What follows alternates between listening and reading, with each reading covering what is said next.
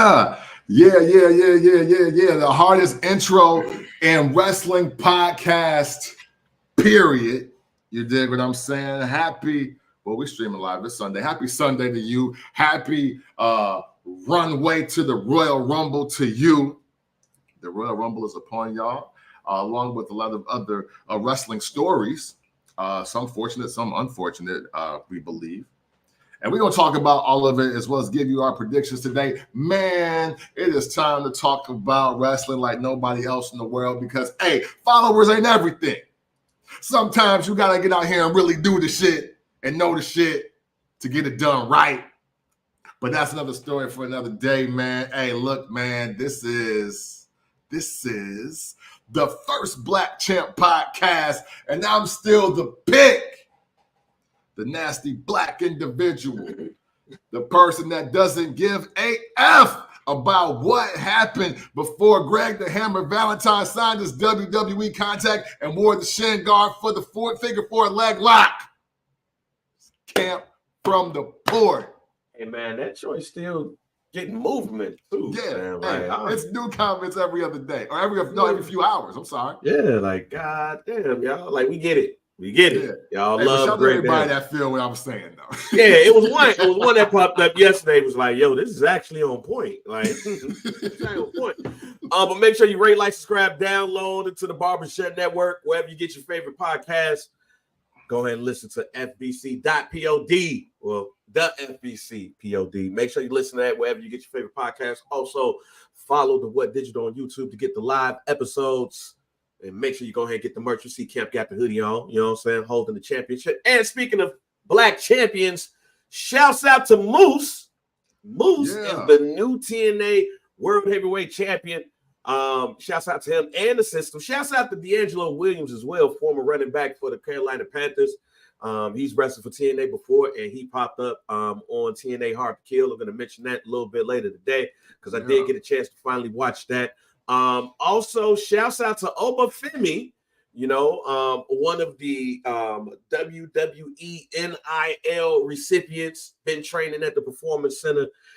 He wrestled, they had the tournament, the Up Next tournament, and he won that, and he exercised his right to fight for a championship, and he fought Dragon Lee for the North American Championship and won, which is, it's gotta be the NXT North American Championship has had to have the most black champions in the history of any other belt. For sure. For sure.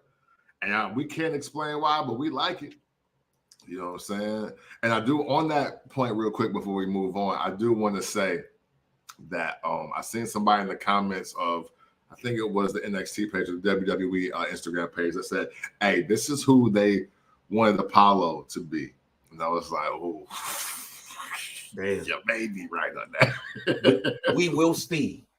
We will see. But just to give y'all an idea of what we're talking about, they might as well just name the NXT North American Championship to the NXT Black American Championship, because this is not the total list of champions. This is just the black folks who have won, all right? And not people of color.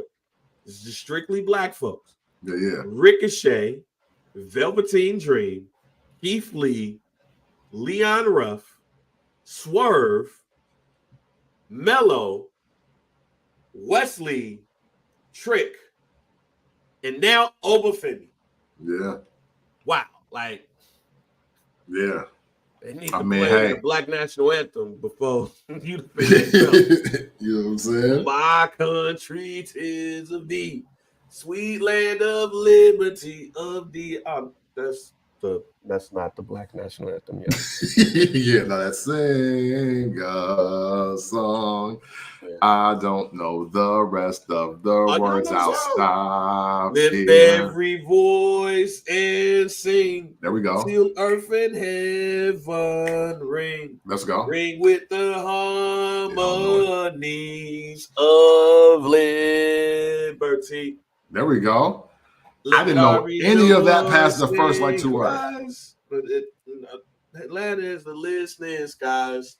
Let us resound loud as the rolling sea. See, Sing a song full of the hope that the present has taught us. Sing a song full of the dark past taught us. One of them. Facing the rising sun. It's early, y'all. Of our new day begun. Let us be sound loud. Hey, look, it's early. I normally know the song, but they got to play the Black National Anthem before you defend the championship. They might as well. They might as well at this point. And sorry for all the black people I may have let down, but you got to know more words than bang to talk about me. How about that? You did. I'm gonna blame Freeport. I'm blaming Freeport Education System. No, my cousin LaFrancine will totally slap me because I don't know this. Matter of fact, the first time I've ever heard this song was from my cousin LaFrancine Baker. That's the first time I ever heard it. She was also the organizer over Choices, which was the group that had all the black kids that took us to trips. That's how I went to Toronto the first time when I was like 14. Yeah, she is not having it. I hope she does not see this segment. I hope her kids don't see this segment. So Kevin, Laniosho, do not tell her that I do not know the Black National Anthem. Do not do it because I have no excuse. My second cousin was in the Freeport District 145 school system, taught black kids the Black National Anthem, and I did not learn it. I am sorry. Well, look, man, we're going to be talking about the road to WrestleMania, which kicks off on Saturday. Yeah. Royal Rumble at the former WWE Thunderdome, Tropicana Field in St. Petersburg, Florida. Yeah. It's only 2 announced matches. So we gonna give y'all a prediction of the 4 that's been announced. 2 we already know, and which is the Royal Rumble matches themselves and the Universal Championship, Roman Reigns, Randy Orton, LA Knight, AJ Styles, and Logan Paul versus Kevin Owens. We're gonna give you predictions about that. But also, I did watch Wrestle Kingdom and TNA Hard to Kill for people that be trying to say, "Oh, we're just WWE heads," which we're wrestling heads, y'all. If wrestling pop up and we free, we gonna watch it. But I got a chance to sit down and watch TNA Hard to Kill and Wrestle Kingdom, so I'll talk about that and bring up my wish for wrestling going forward in the future. And a new faction is here in the WWE, but definitely got some questions about that. But let's start with the biggest news that happened last week. Seth Rollins wrestled my man Jinder Mahal. Yeah, Maharaja. And like any calamity that happens around the modern day Maharaja, it happened again because Seth Rollins tore his MCL and has a partially torn meniscus. Yeah. So if he has to have any invasive surgery or not, they say he should still make it to WrestleMania. And word on the street that they've already marked Seth Rollins versus CM Punk. Now, this is not the first time that Seth Rollins, this is not the first time that Seth Rollins has even had a knee injury going into the road to WrestleMania. Remember, he wrestled, I believe it was Samoa Joe, and I think it was a torn MCL then as well, and the people were worried that he wasn't going to make it to WrestleMania. He did. I think that's the year that he fought Brock Lesnar. They got the match out the way in the beginning of the night, and he ended up winning the championship. So with that being said, we have the Royal Rumble though coming up, and there's only 2 announced matches outside of the Royal Rumble.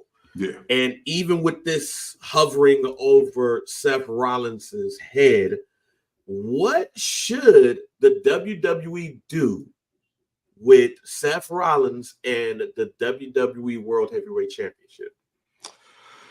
I mean, alter my guarantee from the second week of December. I'll be honest with y'all.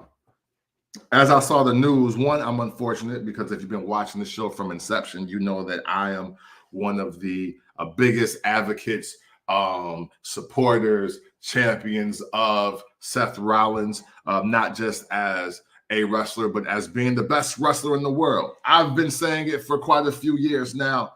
So I don't think that he's main evented enough WrestleManias. So this is always heartbreaking to me because even when he has it, headline. He's definitely stolen the show. He's definitely stolen an hour of a WrestleMania.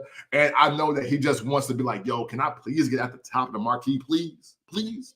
And so it really looked like this was the year, especially with just everything going on with Roman Reigns, both personally and professionally. It's storyline wise also. But man, you know what? It's just time for Damian Priest to cash in. It's just time for him to cash in. It's I love how they're teasing it. I love how they're making it a deal. Obviously, him and Drew McIntyre are going to get something going on. See, look, hey, Drew McIntyre, first black champ, told y'all first. Drew McIntyre been trying to get hot for a whole 90 days now. And he's been doing it with Seth Rollins, with CM Punk, and now Judgment Day / Damian Priest. Like, he's just doing whatever he can to stay in the conversation. But, like, let's just be real here. Now, Damian Priest needs to cash in. But, and this is just going to be my guarantee this week, I believe, unless I come up with something else, because I was thinking about something else. To me, bang, what this means to me is that whether Seth Rollins makes it to WrestleMania or not, Damian Priest will, should, and needs to cash in at WrestleMania, because that is the only thing that would supersede Seth Rollins getting his main event WrestleMania match moment. Yeah, and he can still get the belt back.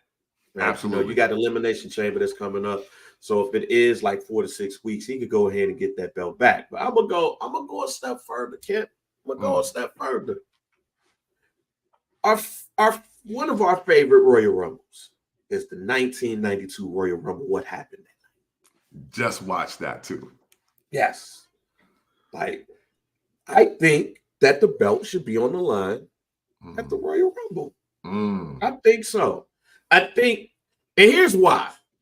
It feels like to me that it is more intrigue about who Roman Reigns is going to wrestle, but it's either The Rock or Cody Rhodes, or maybe both.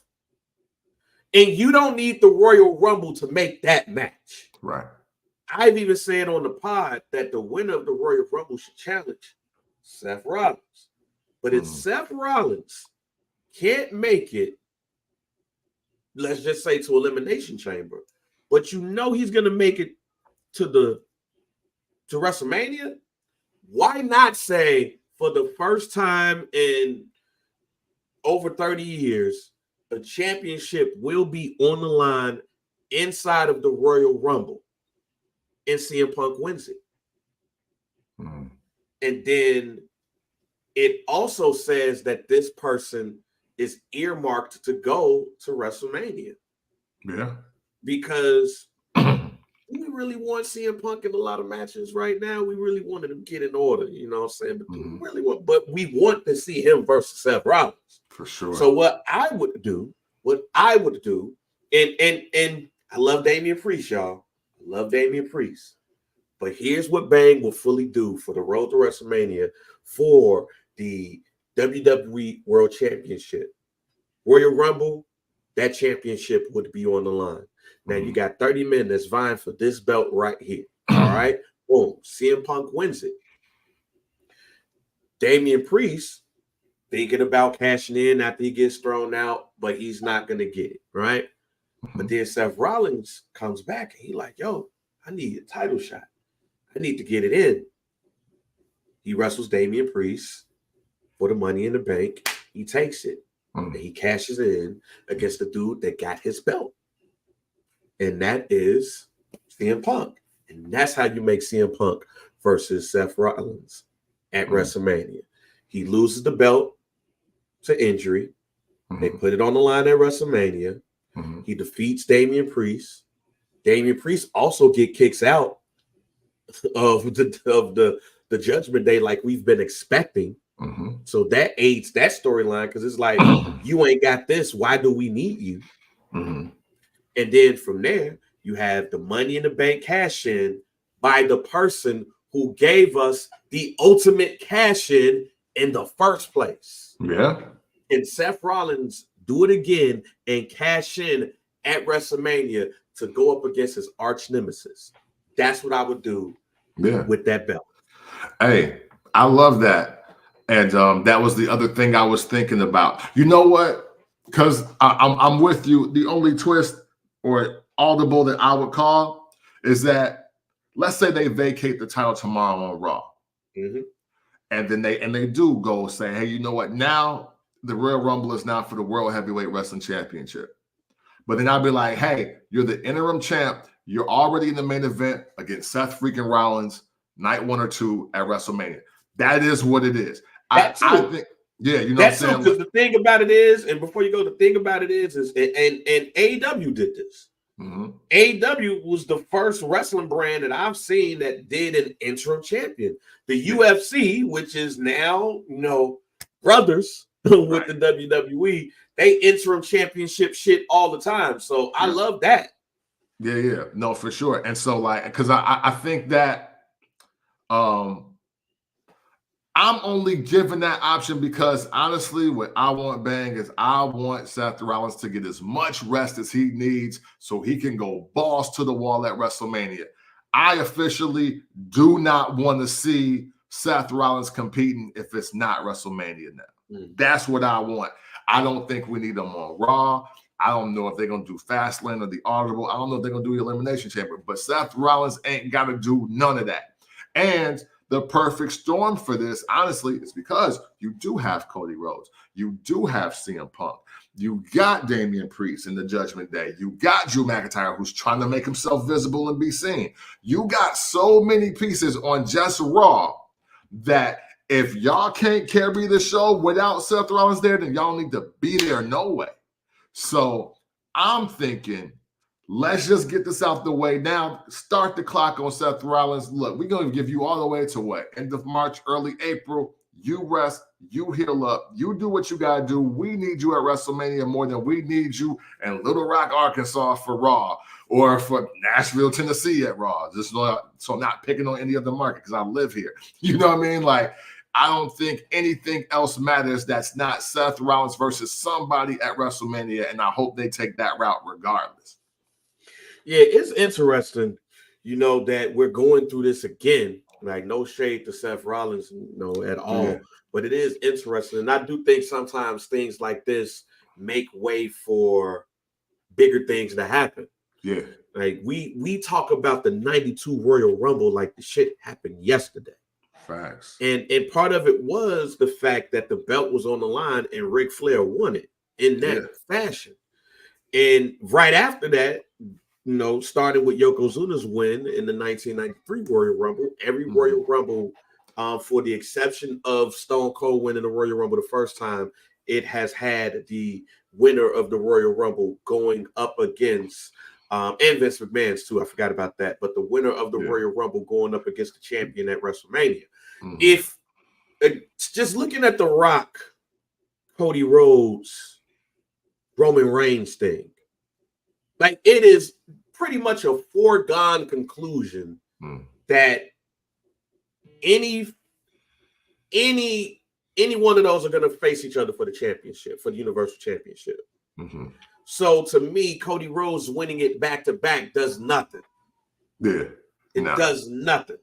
The Rock coming in and surprising everybody as an entrant does nothing, because as soon as he comes in, it's like, oh shit, right? Here we go. Because he's not 15 or 11. Yeah. Like, he's going to be like 27, 28, or 29. Right. So that does nothing there too. I think it's more intrigue on the WWE World Championship, and you can use the Elimination Chamber to settle that. You can pretty much say that, because of the stature of The Rock, hey, we're going to put him in this match, but the winner of this Elimination Chamber is going to be the third member. It's going to be a triple threat match. And I do believe that a triple threat match involving Cody Rhodes, The Rock, and Roman Reigns is even bigger than any of those two wrestling each other one-on-one, because now you have Cody Rhodes not only having to go over on Roman Reigns, but go over on The Rock, go over on the whole Samoan dynasty. And it's like, yo, I'm an afterthought in this shit now. Like, I would love to see those three wrestle. Plus, The Rock, hey, we saw him in the ring with Jinder Mahal. I don't need 15 minutes of The Rock wrestling, y'all. Yeah. Just in the one-on-one match. I'm sorry. We don't need to see that. I saw enough in him slow dragging Jinder Mahal in that whole situation. Matter of fact, that's why Jinder Mahal was the winner in that situation. And if you listen to the first 2 years of the podcast, for me saying that Jinder Mahal won in anything is such a surprise, but he won in that situation because he was very helpful with The Rock, and they gave him a title shot. Just be like, yo, thank you for that, bro. You're doing good. But I think an Elimination Chamber match to see who's the third member of that match is okay by me. Okay. However, I believe if you need some intrigue to this match, which has been given because Seth Rollins has torn his knee up, but still may be available for WrestleMania, let's put that belt up. Let CM Punk win it that way.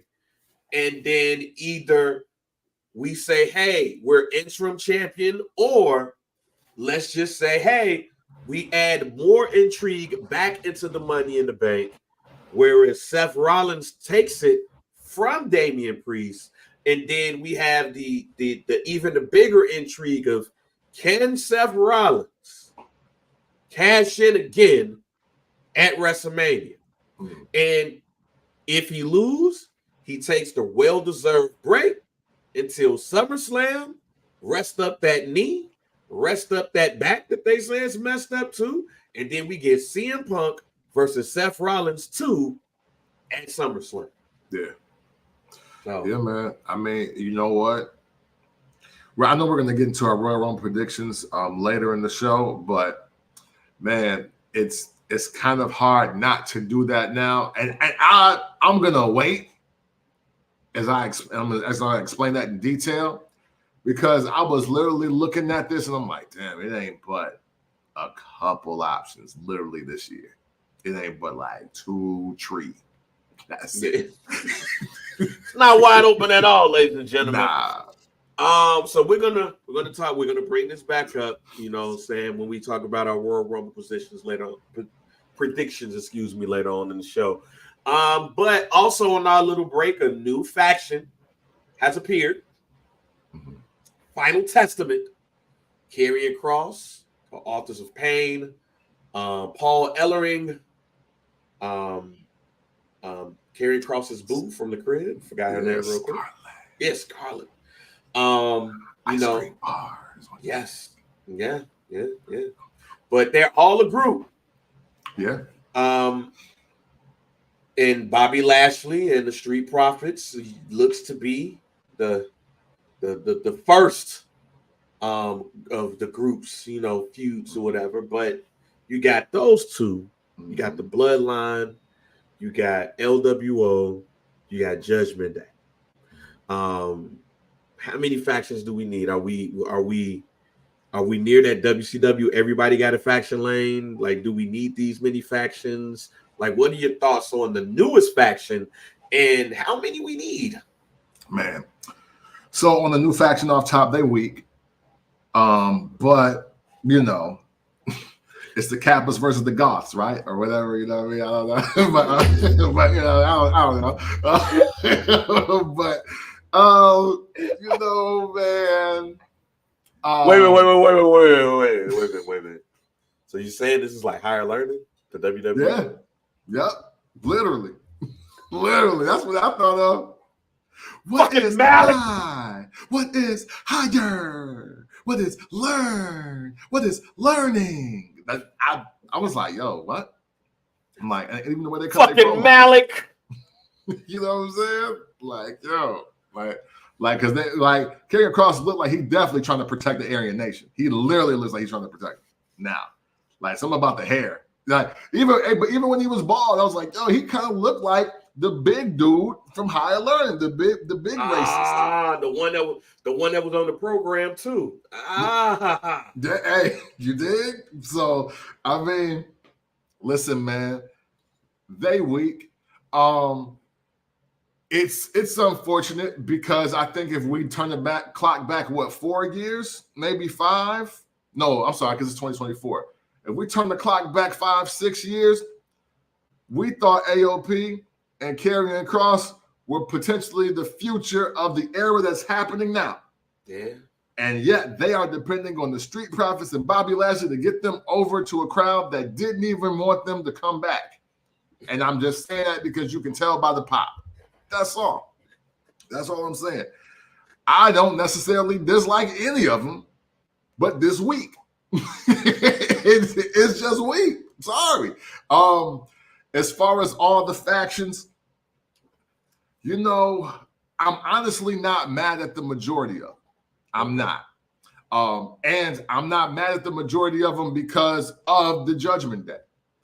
Because the Judgment Day made it work. That was the main one. I was like, oh, man, they just throwing anybody that's trying to stay hot together. But, the one main consistent was that, hey, if Rhea is who they say she is, this going to work because she was the leader before Edge, was really out of the woods with this.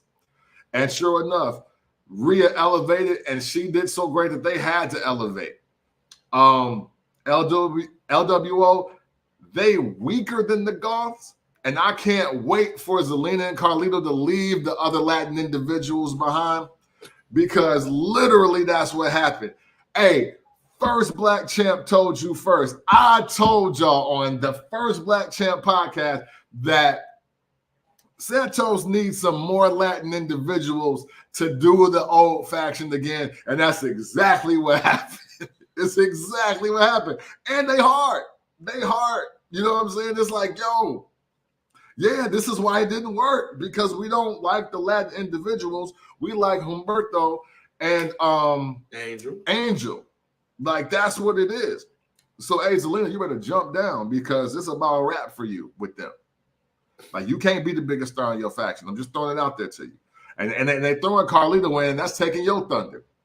You got to get away from that.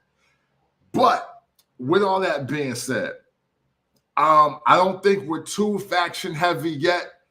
But I do think that we are seeing how well the bloodline thing worked. And now somebody in Stanford is like, well, let's just try another one. It's like, nah, you got to understand that, yeah, them was Samoans that was cousins. like y'all threw good wrestlers with them. Y'all threw Sami Zayn with them, but they got a relationship from NXT and beyond. Kevin Owens, NXT and beyond. I forgot who else he faced, but at the moment, because I don't want to take up too much time on it. But yeah, that wooden lightning in the bottle, that's just years of like, no, we us. And you ain't going to get that with everybody that you put together. So that's the only thing that I would say. Yeah, a couple factions weak as hell, but I don't think we got too many factions. But obviously, they trying to capitalize off Bloodline Judgment Day, and it ain't going to work for everybody. So give it to SummerSlam. This shit about to be a wrap. Don't worry. Yeah, man. I don't know, man. I think we officially are at too many. I think the final testament was like, all right, we got too many of this shit, nigga. Yeah. Because you got the LWO and you got Santos Escobar's group, which I guess you could call them a faction now because it's 3 or more, and then they fighting each other. So it's like Latin Kings versus the SDs. You got like you said, the Kappas versus the Aryan Nation. Yeah. When it comes to Bobby and them, and somebody I saw on the internet, somebody said that the potential name of this group is called the Pride, and I was like, nah, this is not the Lion King, y'all. We are not about to, just it's not gonna work. Name them the Almighty, fam. Just name them the Almighty. Like, it's already there. Don't do the pride shit. This is not. Because look, because the Vice Lords versus the Aryan Nation works a lot better in other markets. Yes, it does, including Cook County. You know what I'm saying? The Bloodline and the Judgment Day are outliers, so we're good there. Mm-hmm. But when Alpha Academy week. I'm sorry. So I'm cool with Alpha Academy. I'm cool with Alpha Academy because of Shorty. Shorty is an underrated member of of the WWE women's section. She's nice. She's That's nice true. enough that I'm choking. I'd ice cream bar it. Mm-hmm. I'd ice cream bar it. Oh yeah. Yeah. I choking and shit, you know what I'm saying? But yes, you know, Alpha Academy is there for comedic purposes, even though Chad Gable should be out here serious. And Otis should be our Vader. I'm gonna continue saying that. Otis should be our Vader. He should be that big, massive behemoth that just be out here beating people ass. Mm-hmm. So yeah, I think we're officially there. We ain't even talk about NXT, fam. Right. Like with Metaphor, we ain't even talked about them. All right, yeah. You know what I'm saying? I don't know. There's a lot going on with groups and shit. And if we ain't doing those Survivor Series matches with groups and shit, we could cut down this faction. Right? If we gonna have all of these factions, or at least people that's cool with each other, you know, you're missing the boat, Triple H, on what we could be doing with traditional Survivor Series matches. Yep, not War Games, Survivor Series matches. Bingo. So I think we're there now. Okay.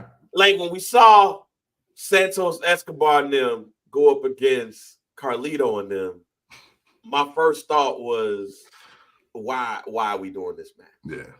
And I love Carlito. Lord knows that I have always been a Carlito fan, but not when he's a face. I don't need my Carlito to be a good guy. I need my Carlito to spit in your face with venom. I ain't really hate your guts.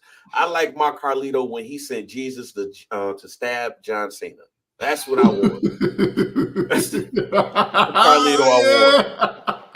I don't want this. I don't want this. All right, man, I'm cool with y'all now. Hey, Carlito, no. I need my Carlito to be slimy, sneaky, and all of that, man. Hey, respectfully, he need to be like the fans that watched his father in his prime. Respectfully. That's the Carlito we like. We like the Carlito who represent Puerto Rico and like the kind of fans that was throwing piss and shit on people and trying to stab people in the like Bruiser Brody. Respectfully, I just realized what I did there. My bad.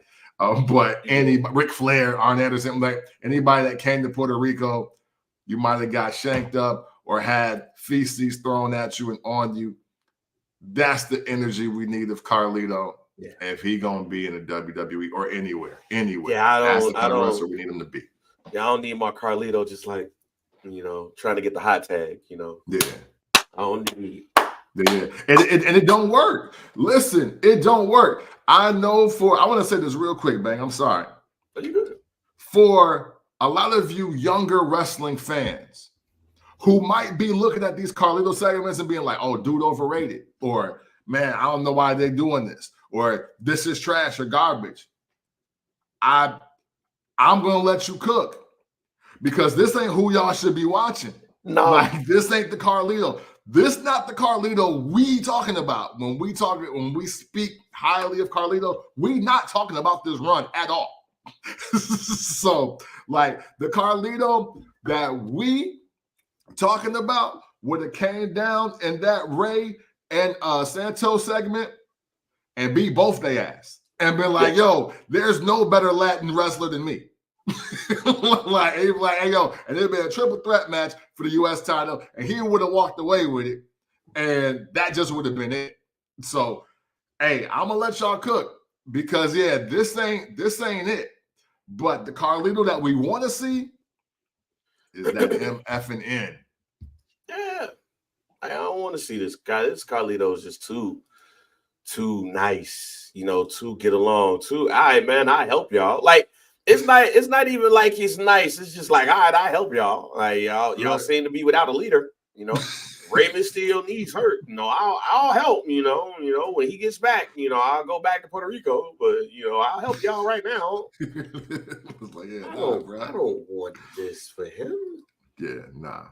Carlito needs to be dastardly. You know, it's like, yo, Carlito just sent Jesus to stab John Cena. Why? That's wrong. Ooh, like no. What if God was one of us?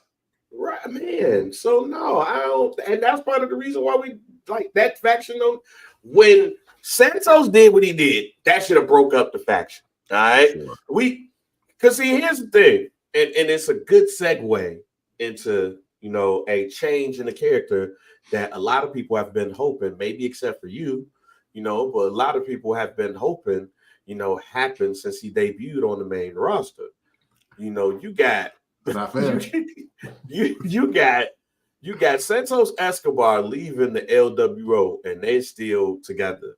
Yeah. But I don't know what happened to Sheamus. Ridge Holland went to NXT and got his ass whooped the other day by another group of European individuals. Gallus, which I do like. But it's like, damn, why y'all beat up on my man? It's like he one of y'all kind of technically. But then right, that is what have we been like? Is Sheamus about to come down to NXT? Like, what's going on? Like, who gonna help this dude? Or is Ridge Holland really from Minnesota?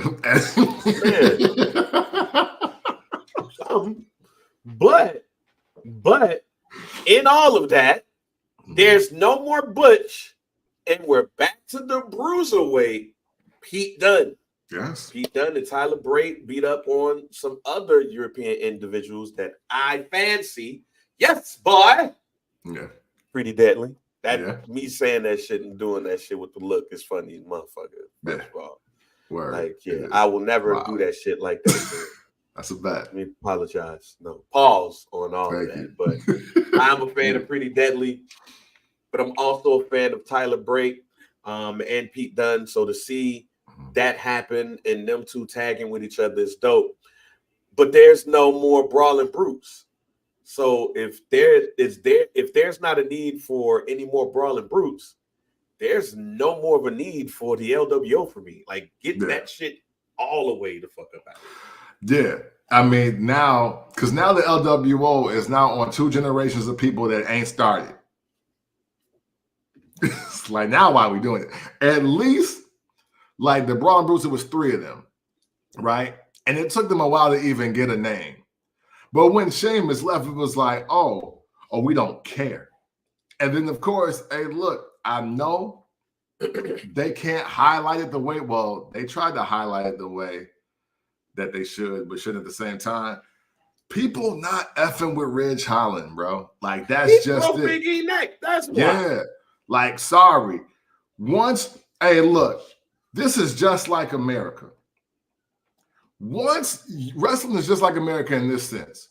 Once you hurt the black people that white people really like, it's really over for you. You know what I'm saying? Like, it's really over for you. Like, look at Bill Cosby. Look at Will Smith. Look at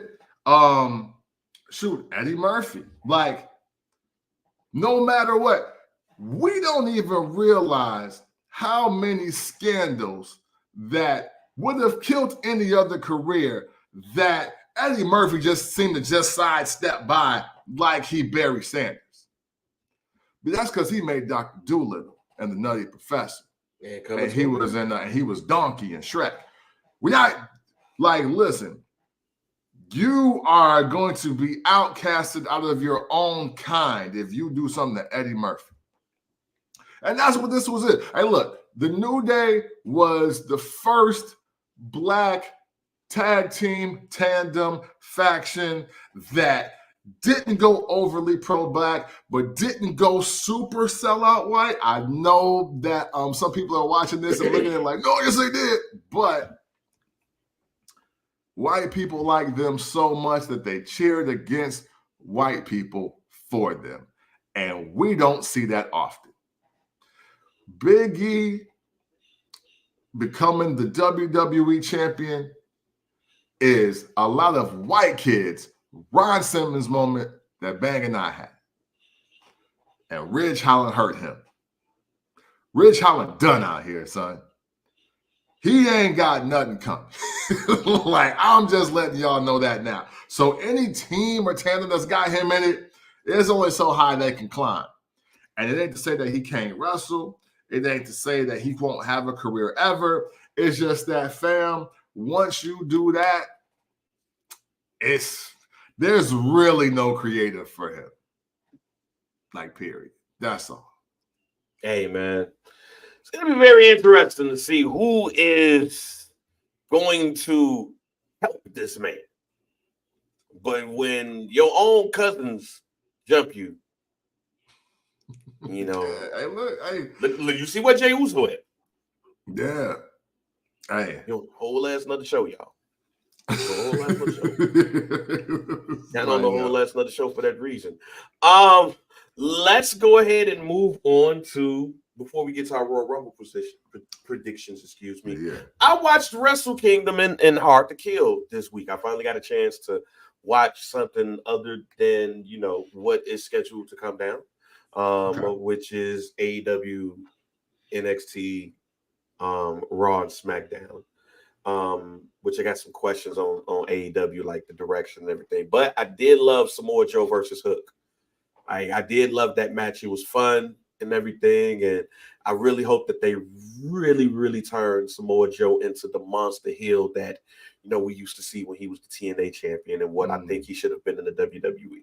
I do think that the WWE dropped the ball on Samoa Joe, as I know part of it is injuries. Don't get me wrong. I know part of it is injuries. But even when he was healthy, they did not turn him into the monster heel that I think that he deserved to be. At Great Balls of Fire, he lost to Brock Lesnar with one F5. Yeah. Like, it was like, man, the match over? What the fuck? Like, I didn't even like that. So I hope that TNA turns him into the monster heel that he deserves. But I was able to see TNA Hard to Kill. This was the first pay-per-view back under the TNA banner. A lot of dope matches, a lot of dope moments. You shared a moment that was near and dear to a lot of people that was watching TNA Hard to Kill, which is a tag team match with that involved Killer Kelly fitting right. So, shouts out to you for seeing that and acknowledging that moment. Trinity lost to Jordan Grace. So Jordan Grace is not a TNA Knockouts champion. A lot of people expect Trinity to become Naomi again and become one of the surprises at the Royal Rumble this coming week. Moose versus Alex Shelley for the title. Moose won that in a dope match, but then at the end of the match, Nick Nemeth, not Dolph Ziggler, but Nick Nemeth arrived in TNA. So not AW, he arrived in TNA. So, Nick is TNA. And it looks like, he did have a promo during TNA this week. And he talked about how even though he showed up and attacked Moose, he's going to work his way up to the championship and everything. So we'll see how that goes. But then we also had Wrestle Kingdom, which happened, weeks prior, but I finally got a chance to sit down and watch it. And that was a great pay-per-view. David Finlay, y'all. Speaking of Nick Nemeth and David Finlay, Fit Finlay's son, they got into it after David won the IWGP Global Championship. So, Finlay is the latest leader of the Bullet Club in New Japan Pro Wrestling. So seeing that Okada's more than likely, last run in New Japan Pro Wrestling, he's headed to the States. The AEW and the WWE is involved, it looks like, in a bidding war of his services. So we'll see where that happens, where he decides to go on that one. But I'm going to bring this back up again. I think that with what we've seen in the last couple of weeks, I'm going to bring it back up. Wrestling needs a sports center. Wrestling needs a central channel. It's just so much wrestling, good wrestling at that too. Like, I'm not discounting anything when it comes to wrestling at this point. Like, AEW has his work, but I mess with the product. Yeah. Of course, I love WWE. I love TNA when they were TNA and went to Impact and flirted with the global Force Championship Wrestling thing and Impact, and then now that TNA. I love the TNA product. Don't go to the six sides of the six. No, rings. please. Don't do that. Yeah, we don't need no more hexagon rings, bro. Yeah, we don't need no hexagon rings, but WWE, AEW, NXT, TNA, I love. When I get a chance to see New Japan Pro Wrestling, shouts out to Kier for the plug. I get a chance to sit down and watch that. You have that one. You have talked about on this program about NWA and how you like the Southern Six and Thrillbilly and all of those. So we got products, fam. We have a lot of dope wrestling that's going on. I hate that there's no centralized spot on TV outside of podcasts. Yeah. Where we can see the product and hear about the product, get news, wrestling news, so on and so forth, to have conversation around wrestling and all of those things. I would love it if a company really looked at wrestling as the niche that it is, but say that there's a home for it for us to talk about this. Is just so much stuff that's going on. So we're going to have a channel devoted 24 hours to wrestling. Yeah. And we have a wrestling style ESPN Sportscenter where we can talk about that. If we got an NBA network and we got a WWE network through Peacock, but it's central to that. If we have a NBA network, if we have a MLB network, if we have a NFL network, we have a network that's devoted to the top leagues or just the sport in general. Why can't we have a wrestling network? I would make that as a favorite right now. Yeah. Shoot, that would help me on like that day I got like an hour. I'm like, yo, let me catch up on everything I missed on Wrestling Center. Let's do it. Yeah, like Wrestling Center. Hey, okay, look at you. Hey, Wrestling Center, we need a theme song for that. Yeah. We'll do something. Yeah, look at the Wrestle Center.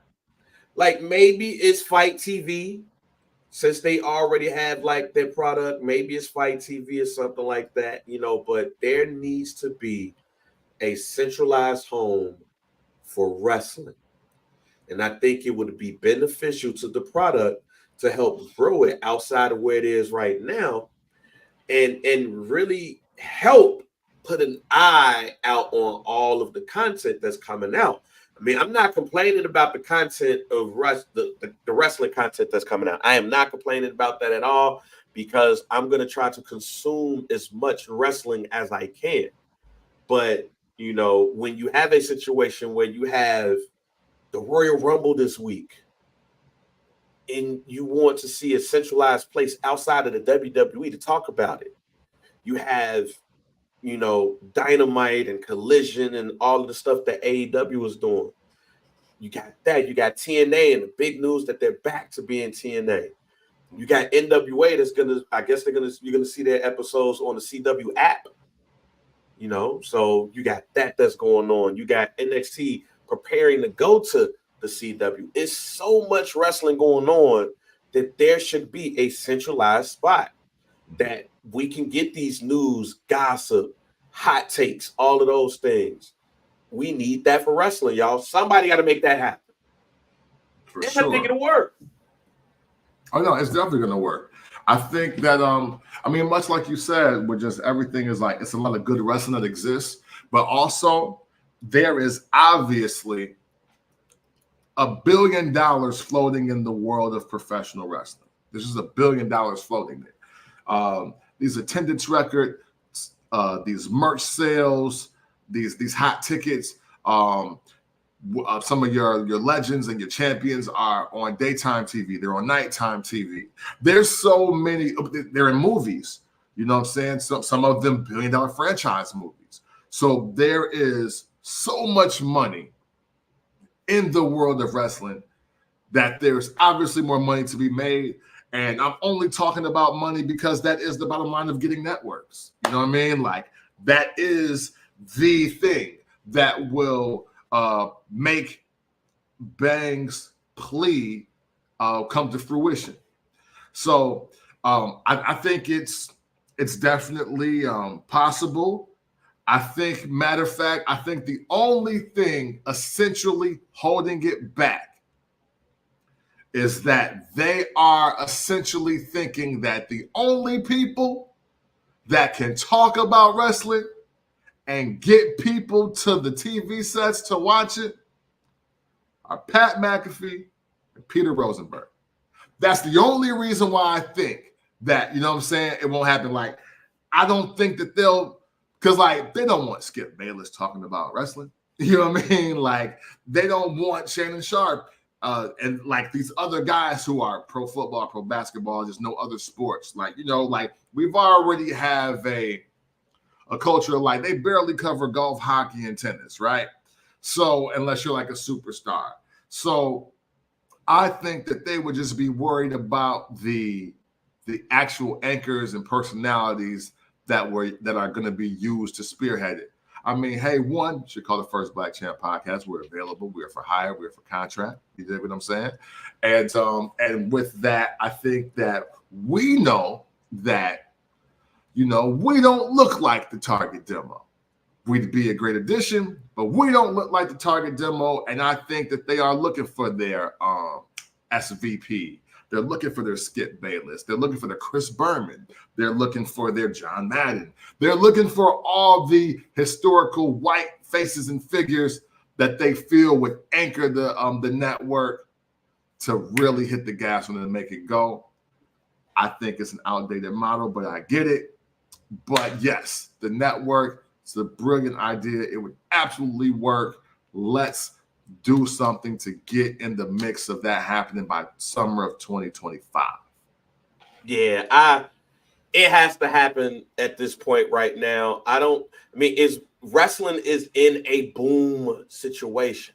Sure. And I think the difference between what we are used to seeing and what we have saw is the fact that the companies are stable. See, we have not seen, and maybe some of the old heads that, you know, listen to the show or have seen some of the content that we've done, Greg Dabba Valentine, and gets mad at us about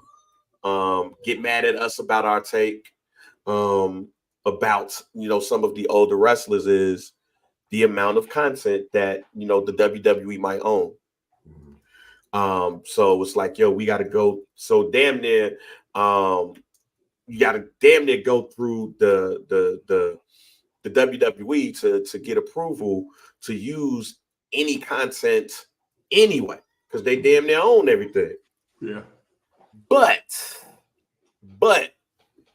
the thing that I have to say about that is, you know, the last time we seen something like this is the Territories. Mm-hmm. And a little bit before the Territories and all of that, because me and you are still old enough to be able to remember to see like USWA pop up on ESPN. Yeah. Like we're a little bit too young for the Global Force, the Global Wrestling Federation shit. Yeah. But we're old enough to remember to see USWA. We're old enough to remember like stuff like AWA, and those brands and stuff like that. Like we probably, you know, don't have the attachment like others may have, but we remember those brands enough to be like, yo, like you said last week, I remember when I know that's Kerry Von Erich. Yeah. Who's the Texas Tornado? Like, what happened here? Like, you're old enough to know that. Yeah. So I think there's a spot outside of the WWE network where you can have nostalgia and you can have up-to-date current news being talked about and debated. Mm-hmm. Fox and the WWE had it close. So when they had their product, but it was still only WWE. There's so much wrestling that's going on right now, which the amount that we're seeing from the amount of successful companies rivals the territory errors. The territory era, excuse me.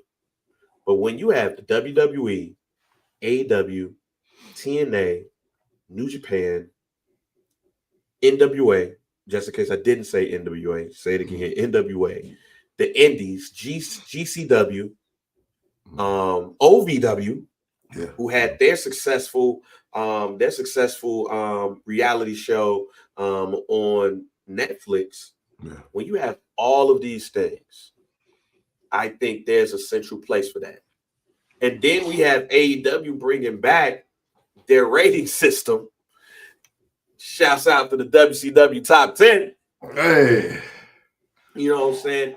It's so much wrestling that's going on where I think that the tribalism that we currently have in wrestling could be cured by having one central place to talk about and hear about the news. Mm-hmm. And that's why I believe it's time. Look, if you have a network for chefs, if you have a network for African American centered content, when you have a MTV, VH1, when you have a travel channel, right? National Geographic, when you have all these niched designed stations, we need that for wrestling. For sure. So, for sure. With that being said, we'll continue to be that home until you get that. And speaking of that, it is now time to talk about the Royal Rumble that takes place this Saturday, January 26th, at the former home of the WWE Thunderdome, which is Tropicana Field in St. Petersburg, Florida, the home of the Tampa Bay Rays. 30 men and 30 women will fight for the chance to main event Wrestlemania against a champion of their choice. Mm-hmm. Right now, there's only 4 matches that have been announced. 2, of course, is the men's and women's Royal Rumble, but we also have, starting with our first prediction, Logan Paul versus Kevin Owens for the WWE US Heavyweight Championship. Logan Paul got punched in the eye by Kevin Owens. Logan Paul beat up Kevin Owens' head. But what's going to happen next week, next Saturday at the Rumble? Who do you got first when you get Logan Paul versus Kevin Owens? You know what? I'm going Logan Paul. I'm going Logan Paul because that's the type of heat he needs. He needs the type of heat that is, Logan Paul is going to be at WrestleMania as the U.S. champion. Yeah, that's the heat he needs. And to be honest, man, there is no reason at this point with the last year and a half that Kevin Owens has to be the U.S. champion. It just don't make sense.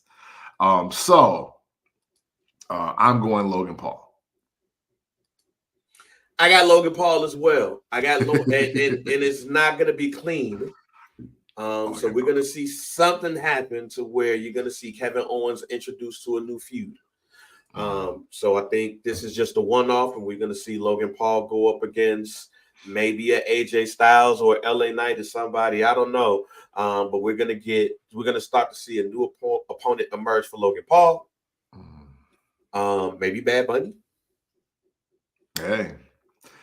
So, hey, you know what? To have back-to-back celebrity U.S. champions would be crazy, but I mean, hey, they outworking some of the workers. So I'm not gonna say that. I'm gonna say too much. Yeah, but yeah, I got Logan Paul in this one. Somebody's gonna help him finesse a championship, a championship win, versus Kevin Owens. Let's go to the only championship, main championship. That's been announced. Roman Reigns versus Randy Orton versus LA Knight versus AJ Styles for the WWE Universal Heavyweight Championship. Yeah. I think this is a foregone conclusion that we know this victory is going to be Roman Reigns hoisting up. But do anybody got an outside chance of possibly ending the reign of Roman Reigns? Or this is just Brock Lesnar versus Hardcore Holly? It's definitely Brock Lesnar versus Hardcore Holly. But, hey, man, I told y'all last year, right? I told you in December. If they're not setting up for Randy Orton's 15th title reign, this is all for nothing. This is all for nothing. We've already tease the fact that 2 or 3 people could be facing Roman Reigns at WrestleMania. So sorry, AJ and LA, but it ain't happening for y'all. And like Randy Orton is the only person that don't even need this match to get to WrestleMania. I'll put it like that. All right, let me ask you a question. Speaking of Randy Orton, LA Knight, and AJ Styles, who would you rather see face Logan Paul for the United States Championship? I mean, me, I'm always LA Knight. Because I feel that's the belt he should have had last summer anyway. Like that whole Rey Mysterio run should have been. I'm gonna say it again in 2024. Rey Mysterio's whole U.S. title run should have been either Grayson Waller's or LA Knight's. You pick the one. Yeah. Well, yeah, it is Randy Orton. If there's anybody has a chance to doing it, because what if they just threw us a loop and say we're gonna get Randy Orton versus John Cena at WrestleMania, like for the championship? Like, what could that be? And bro, shouts out to you for Plex. Like I said, I saw Hard to Kill, and Wrestle Kingdom because of you, man. So we appreciate you. All right, man. Let's go to the Royal Rumble. Let's start with the women. 30 women vie for a chance to wrestle Rhea Ripley or Io Sky or whoever is the Raw or SmackDown Women's Champions.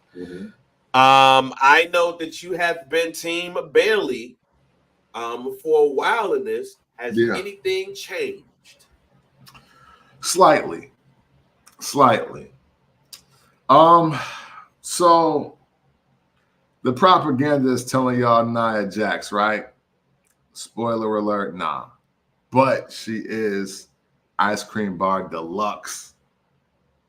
This is a Nia Jax support group and podcast. We love Nia Jax. I've been on Nia Jax when her theme song was that she wasn't like most girls.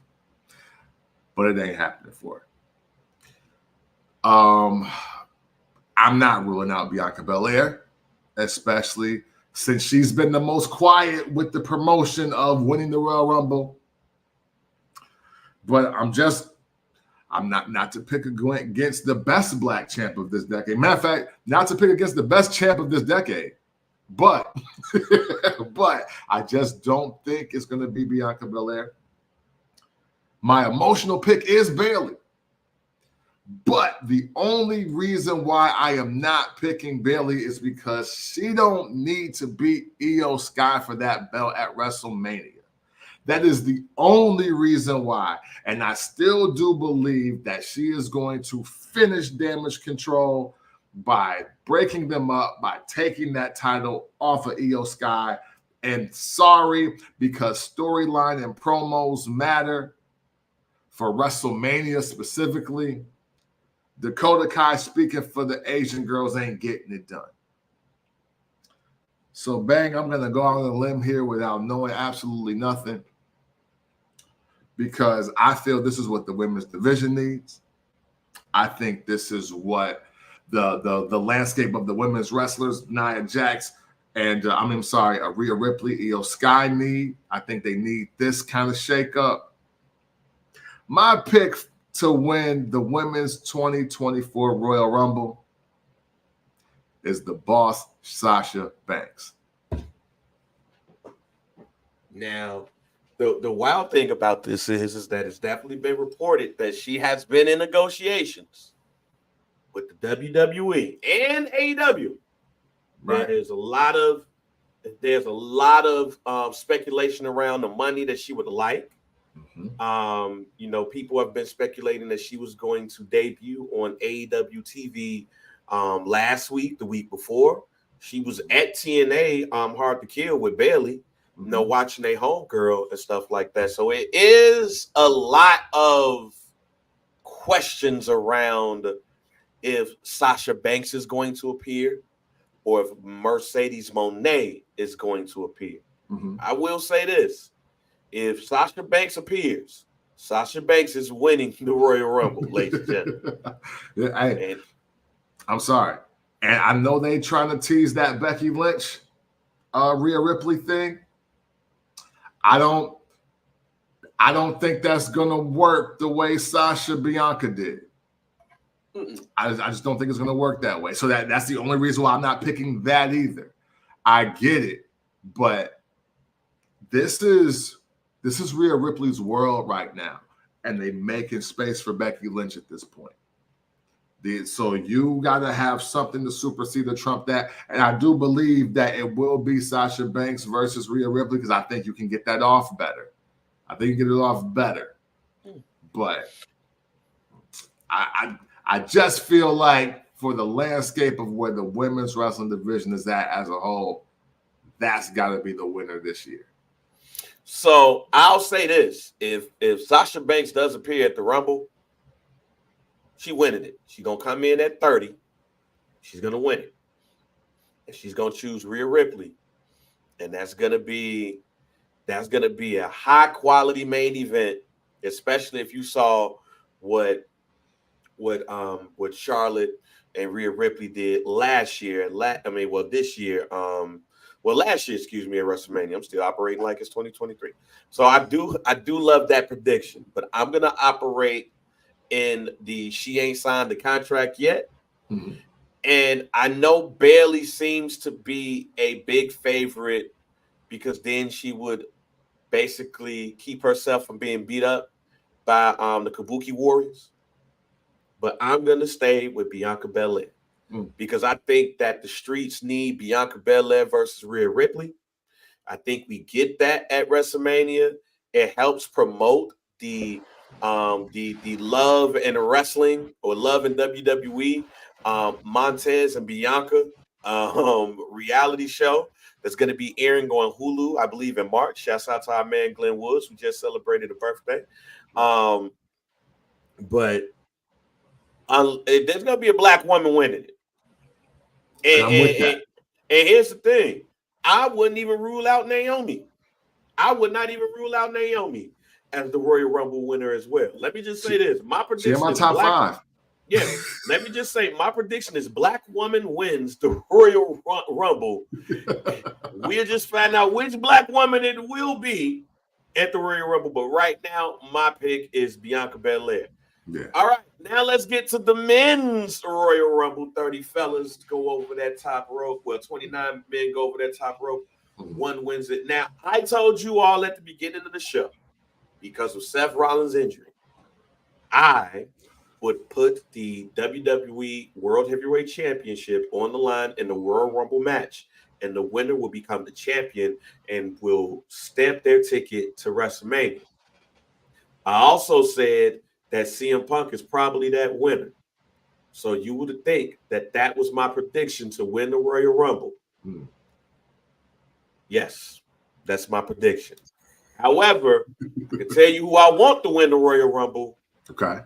My nigga Gunther, fam. I want Gunther to win it, fam. I'm telling y'all, I think Gunther is primed to be a megastar in the WWE as soon as they go ahead and light the rocket. Mm-hmm. He's the monster heel that we've been waiting for. But I don't think they pulled the trigger on that. I think CM Punk is the winner. And CM Punk says that, hey, Seth, get healthy.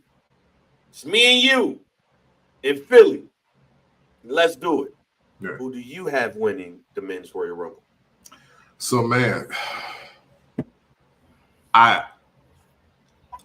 overall, I'm going to hate this Royal Rumble unless everything I'm about to say just don't happen. Right? The WWE is in a very interesting but profitable state for them, right? Because they got 4 or 5 guys that could main event night 1 and 2 of WrestleMania, and I don't think nobody takes a back seat to anybody. Both titles become prestigious, and that there is no loser in the top 5 of the guys that could win it, right? Right. But here's the deal, and we spoke about it earlier. Here's my detail. Bang, I'm with you. Gunther winning the Royal Rumble, that would be the fresh new start. That would be the thing to do. But I don't necessarily think that Gunther versus Roman Reigns at WrestleMania, from a pomp and circumstance point, is the move for an event of that magnitude. It's WrestleMania 40. You have the longest reigning champ in the modern era. I think by that time he'll be at or past Bob Backlund and or Hulk Hogan. So I just don't see that as the move. I think any other premium live event, it's a go. And if Roman Reigns wasn't on the quest for Bruno Sammartino, I would even say Gunther wins in the end. The Rock. Every time I hear about The Rock being in the Royal Rumble, I think about Bautista. Y'all remember Bautista? It was the year that Batista showed up at the Royal Rumble out of nowhere and won, where he was wearing blue, a very cool blue, by the way. It was Blue-tista and Bautista, and none of that went the way it should have been. I think that the way Roman Reigns got booed that year at the Royal Rumble, when The Rock raised his hand in front of his cousins in Philly, I think the exact reverse is going to happen when we get to Philly, because Florida does love The Rock. So I think he will get a pop there. But I think when we get to Philly, you don't want to hear what you're going to hear night one or night two, if that's what we got the Royal Rumble for. I just don't think you want to see that or hear that. But also, come on, man, The Rock 2024, you think he got to wrestle 20 minutes or 29 minutes to get a shot at the title? No. They killed that for us with Cena 1 and 2 being booked the day after, being booked on Raw after Mania 2 years in a row. I now put The Rock right where Brock Lesnar, that says, hey, look, when I feel like showing up and wrestling for a title, that's what we're going to do. I don't have him in the Royal Rumble at all. Cody Rhodes. Cody Rhodes is literally the only active guy on this roster that doesn't have to be in the Royal Rumble. So I don't have him winning it either. Cody winning back-to-back means absolutely nothing. It's like the only two people that I felt needed to win back-to-back were Shawn Michaels and Austin, and for obvious reasons if you were watching wrestling during that time.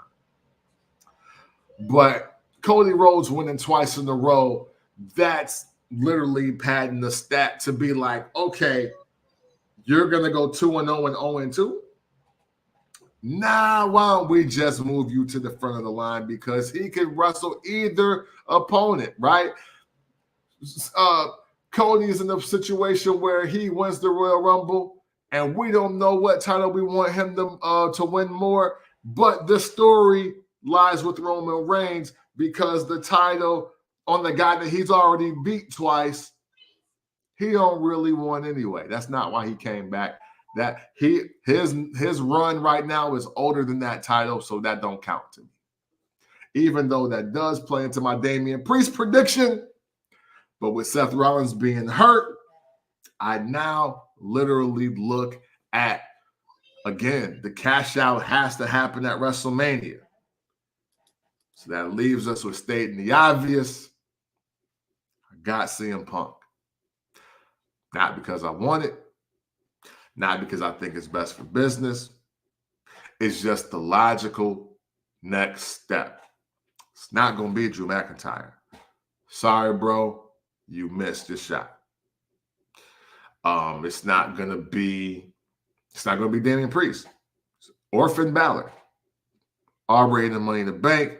Judgment Day is the hottest thing on Raw as far as factions are concerned. Hey, I would love for it to be Bobby Lashley, but he's too busy getting the Aryan Nation over. So yeah, it's and just to keep it real, as much as I love Bobby Lashley, again, I want the heat check. I want the heat check, which is Roman Reigns standing in front of Bobby Lashley right now. I want the heat check. And Randy Orton, who originally, hey, look, I will say this. There is a 5% chance, maybe even 7% chance that Randy Orton wins this Royal Rumble,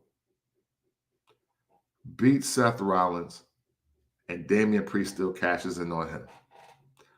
I say that because he did it for Jinder Mahal. I say that because Randy Orton got his return stepped on by CM Punk.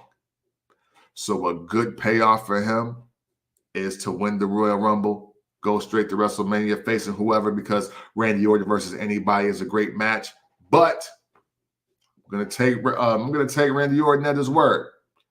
The one thing that he wants to do that's left on his list is face John Cena for the WWE Championship at WrestleMania, because he's never done it. He stumped me with that one. I swore that happened. I was like, wait a minute. I swore that happened in 07, 08, but I'm wrong. So that's what I got, man. CM Punk, not because I want to, but that's just the option. And Damian Priest cashing in on CM Punk makes perfect sense to me. Hey, get that new shit out of here, bro. We not here for you. The Judgment Day run Raw. I know you've been overly concerned with Cody and Drew and Roman. Hey, we here, bro. Nah. It's time for you to go south of heaven, bro. We not doing that. So that's the other reason why I like it. No matter who wins the Royal Rumble, I got Damian Priest leaving the WWE's premier event, WrestleMania 40, as the champ. So honestly, the easier to pick, the better for me. So look, man, we'll see what happens. Will CM Punk take it home? Will Sasha Banks reappear? Will Bayley or Bianca Belair shock the world? But let's talk about these surprises. Now, normally we'll have kind of like an idea of like who might pop out. Yeah. Who might not pop out. The Okada thing is hovering over folks' head, especially, as he, negotiates a big money contract to come over to America and do his thing. I saw something funny on Twitter where they was like, yo, Okada come over here in the WWE, make his name like Clint something. Change his name to like Clint. And I was laughing my ass off when I saw that shit, because I was like, yeah, this is the same WWE, that, made Tony Atlas, Saba Simba. Like, wow, yeah, we know that's Tony. Man. Why would you do that? Why is Tito Santana El Matador? We know that's Tito Santana. Like, why are we doing this? Like, yeah, they gave him a Mexican name to a Mexican job. Yeah, like, hey, bro. Yeah, like, why is the Iron Sheik Conor Mustafa? Why are we doing this? Yeah, I never got that, and it fooled me as a child. I was like, wait, I feel like I know him. I was like, he got on boots like the Iron Sheik, and I still was like, what are we doing here? But what surprise? Who would you like to see enter the 2024 Royal Rumble? Now, let's go outside of Sasha Banks, because that's your prediction. Okay, yeah, for sure. That would be a surprise. Outside of Sasha Banks and outside of anybody that's signed to the current WWE roster. So that's excluding a Braun Breaker or a Melo Hayes, a Trick Williams, a Tiffany Stratton. That is removing all of those people. Who would you like to see be a surprise entrant in the Royal Rumble? Man, for every reason that you said, I want to say 2 or 3 weeks ago, Swerve.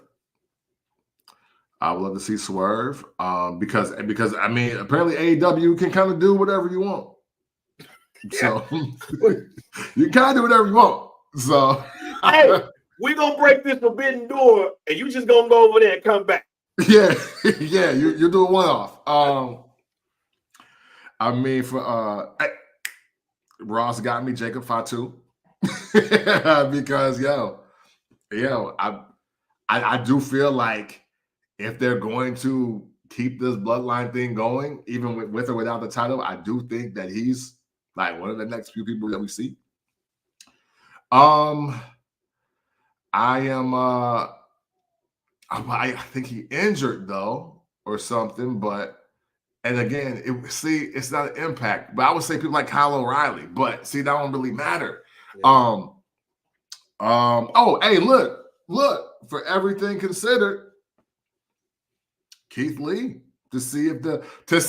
I want the heat check. I want the heat check on a platform that's really going to like set the tone. Like, hey, what we doing here? Has everything you've been doing really working or no? And I want the answer. See, everybody else is just like, I'm gonna mark out for it. Like, yo, like Thrill Billy's not gonna be at the Royal Rumble. Like, you know what I mean? Like, he's not gonna be there. There's not, wait a minute, there won't be like a NWA talent swap. Yeah, not for this, not for the Royal Rumble. Like, hey, if I was you, I'll name Thrill Billy. I would love to see that. Same. Hey, look, I'm here for it. Like him more so than Trevor Murdoch, definitely more than EC3, definitely like Chris more. Masters. What about what Chris Masters doing? See, again, but you know what? I think, the thing is, I love what you're saying, but here's the deal. I think Thrill Billy, the character, is going to be like, yo, where the fuck dude come from? We got to watch him. You're not going to get that from Sexy Jesus. You're not going to get that from Trevor Murdoch. You're not going to get it from EC3 because they tried it already.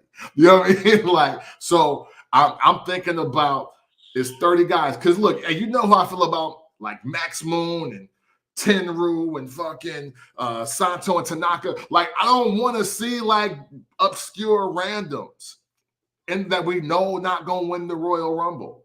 If we gonna go with surprises, I want that surprise to be like, yo, dude showed up and he over here.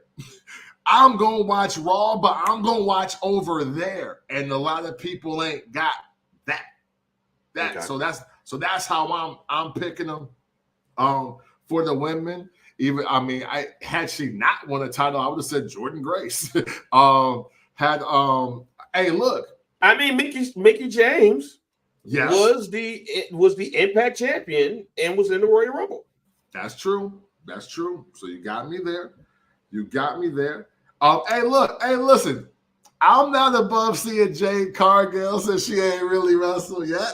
We could throw her at like 7. You know what I'm I am. Oh shoot. Hey, Camille Brickhouse. Oh, she's been rumored to have signed a deal or possibly signed a deal with the WWE. So, yo, I'm here for all of that. Instant ice cream bar submission. You know, and just because Dean Ambrose, not Jon Moxley, Dean Ambrose, because Jon Moxley is going to get thrown out of the Royal Rumble because he's trying to cut people in the face and trying to perform acupuncture with thumbtacks. And you can't do that at the Royal Rumble. You just got to come in there and wrestle. So I'm saying Dean Ambrose, but not quite Jon Moxley. Yeah, I feel you.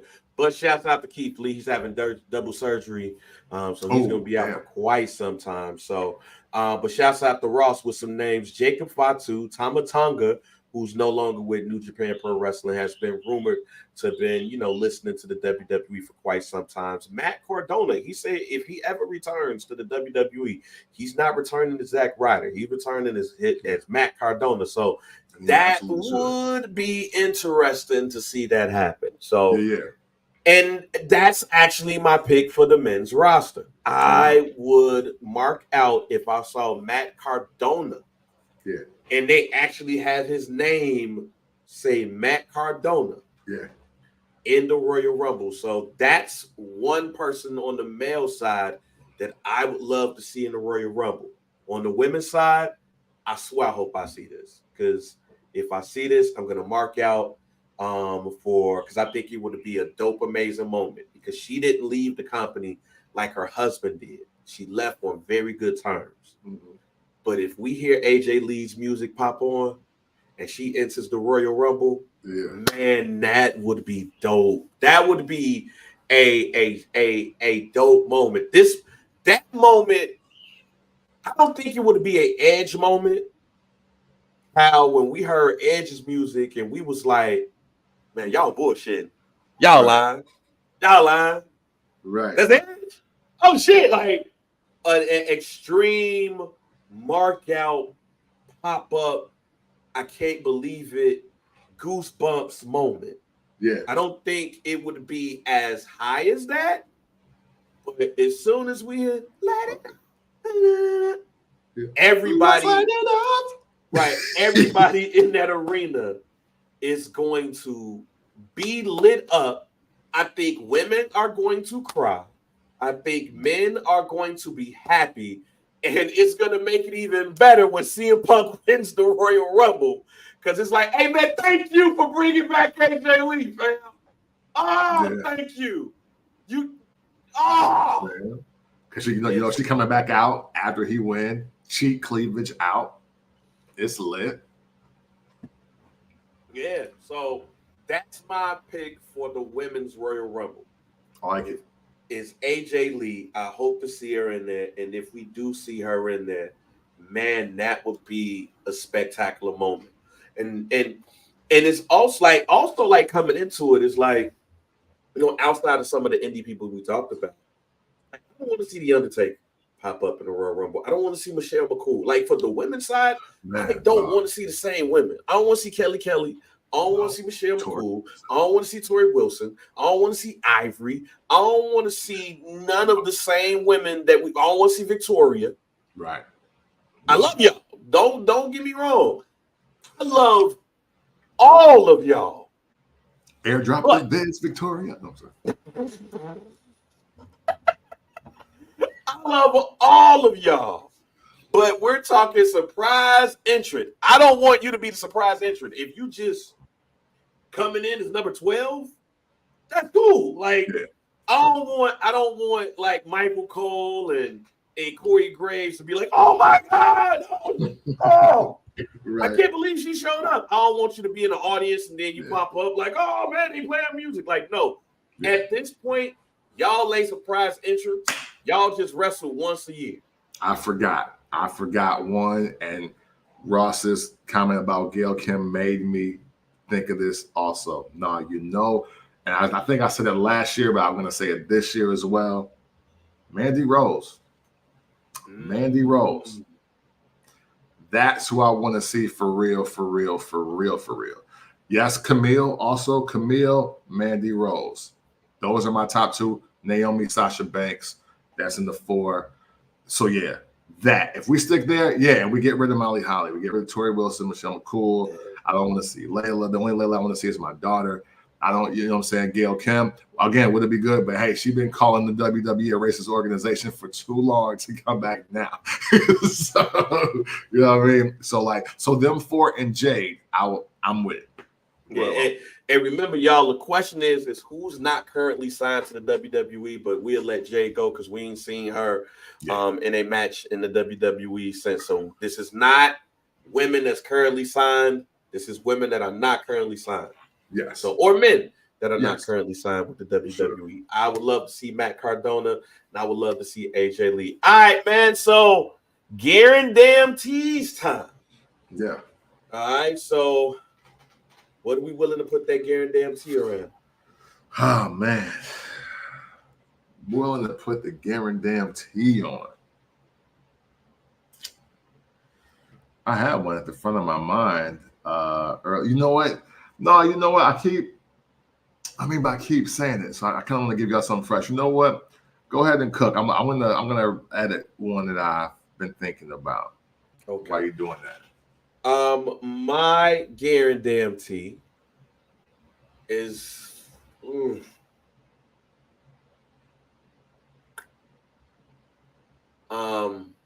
I'm not gonna put it with a match thing. I'm gonna say that my guarantee is that this Royal Rumble is going to be bland. I don't think this Royal Rumble is going to be as exciting as other ones because of the surprises. Like to what I had said earlier, I don't want to see the same old people be surprises. I don't want to see nobody jump out the audience and get in the Royal Rumble. I think Naomi is going to be a clear surprise if she comes in. Jade is not necessarily a surprise. It's more of an about time.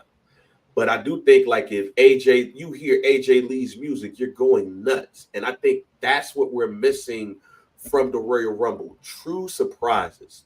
Tama Tonga, from a wrestling perspective, would be a surprise entrant. Now, there's going to be a number of people in the WWE universe that sees Tama Tonga pop up in the Royal Rumble if that happens and be like, who the fuck is dude?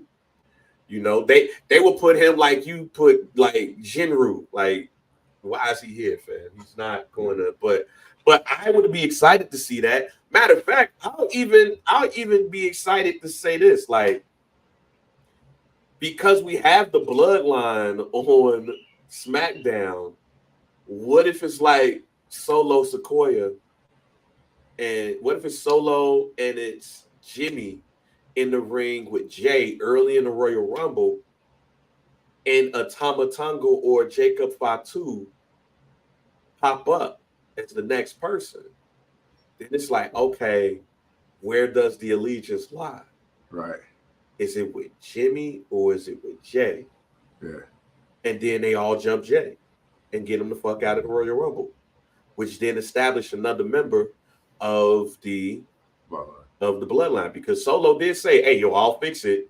He ain't fix it. Yeah. But what if fixing it is going to call one of the homies? Yeah. Getting some extra help.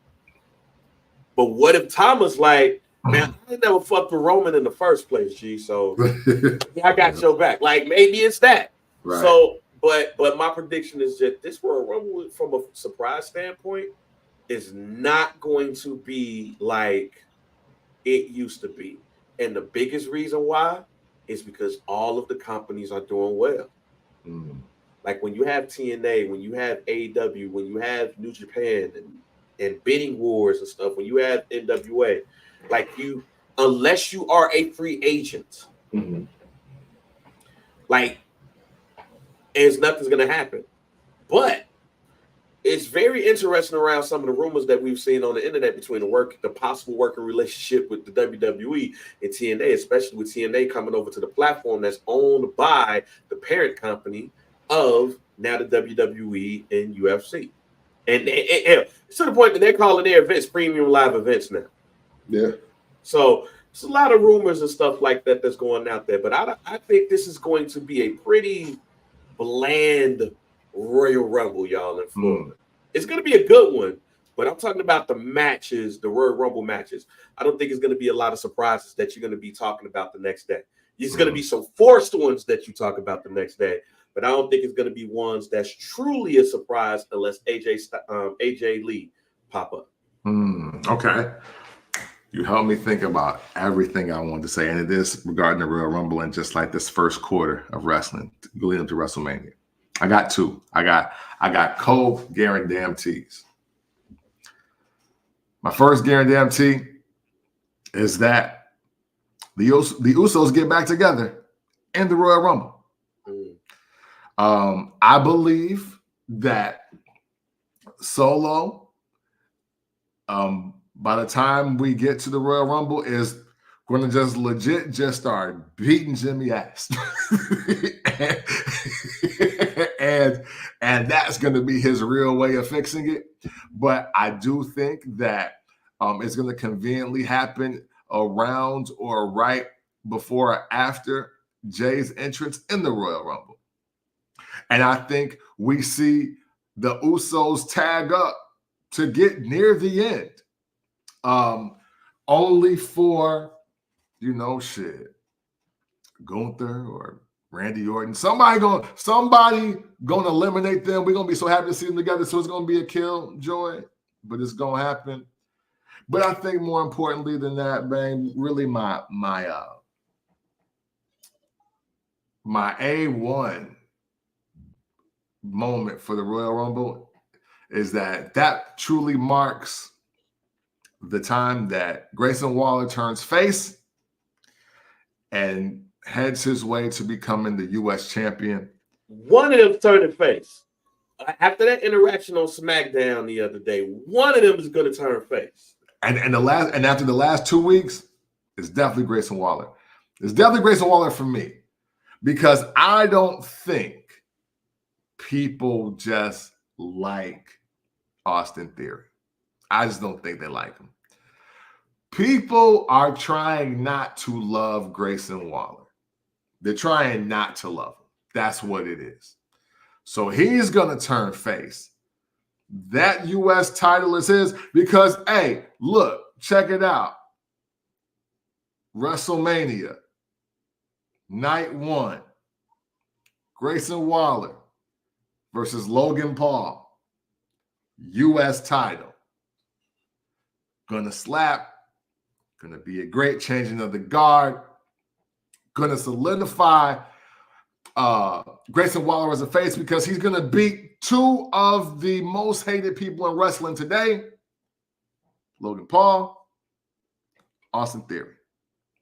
That's what I got. That's my guarantee. That's like the one. That's 1 and 1A. 1B was the Uso thing. Okay. Well, look, man, we're going to see what happens on the Saturday. We're going to make sure that we have the thread ready for everybody to go ahead and discuss. Also, reportedly, allegedly, Elimination Chamber is going to be going on at like 5 o'clock in the morning on Saturday. Jesus. Hey, shouts out to the land down under. So, so we'll have a lot more of that after the Royal Rumble. But man, hey man, look, love wrestling, y'all, and I'm just gonna stand by. I'm gonna stand by my thought. That needs to be a central location where there is a channel. There should be a channel dedicated to wrestling outside of. Yeah, my kids be up there early too. So matter of fact, they be up at like 2. So I'll be ready and rested. You know what I'm saying? But there should be a central channel to talk all things wrestling. There should be a not a WWE. There should be a wrestling sports center, a wrestling first take, a wrestling club. Are we the wrestling club, Shay? There should be a no, because we don't interview people. We need to interview like Swerve or some shit so we can. And he could talk about like somebody, like he could talk about how like, you know, Mello want to be me or some shit like that. Yeah, right. You know what I'm saying? But there should be a centralized location where we talk about the sport of wrestling. Somebody that could recap the weekend, the weekday, the rumors and stuff like that when it comes to sports. Mm-hmm. All of the content that we're getting in the world of sports right now, we need it. And if there was a wrestling sports center that they could tell us what went on Saturday, Sunday, pay-per-view, some of the rumors, free agent signings, and all of that stuff, oh my God, it would be lit. But we can only dream, right? Until it becomes reality. Bingo. Man, thank y'all. Thank y'all for tuning in. Good to see Ross back. You know what I'm saying? He was away from the streams for a minute, catching up. Hey, look, man, we understand real life. We got those as well. Apologies for not giving y'all an episode last week, I believe. You know what I'm saying? But, hey, man, God bless the polar vortex in Tennessee, because I got paid for all week and worked maybe 12 hours. You know what I'm saying? Hey, man, but listen, we appreciate everybody, the likes, the comments, the shares, everything that you do to contribute and to be a part and to be active of the FBC community is greatly appreciated. We obviously could do it without all of you, but it wouldn't be as fun. It wouldn't be as informational and fruitful. And for that, we sincerely and graciously thank each and every one of you. All right. So if you ever want to talk about wrestling in an unconventional way, you do so by checking out the First Black Champ podcast. Pick VP DOC, aka Bar Cart Bang, and we are out. Fuck Johnny Wrestling. They won though. They won. And that's why.